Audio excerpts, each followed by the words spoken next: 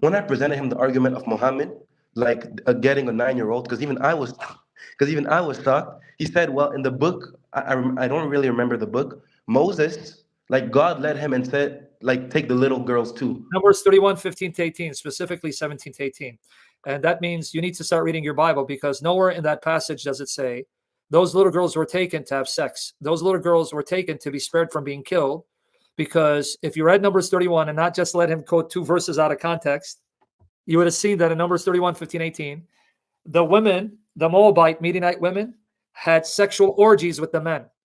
So the woman, the Moabite Midianite women, started enticing the men to have sex, to have sexual orgies as an act of worshiping the false god Baal. So God says, spare them, not have no mercy, but the young girls, because they didn't engage in that activity, because they're young girls, spare them, don't kill them, because they were not enticing men to have orgies.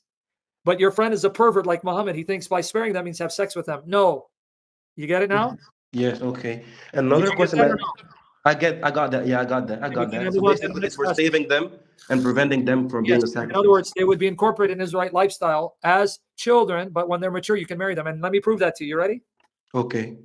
In Deuteronomy 21, verses 10 to 14, Deuteronomy 21, 10 to 14, there God says, if you take a captive woman, and notice she's a woman, not a young woman. She can't be young.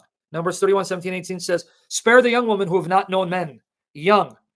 So young woman, you spare them who have not known men. But then it says, if you find a woman that Let you've her taken mourn. captive because of war, notice she's a Mm-hmm. woman now, means she's mature, she's not young.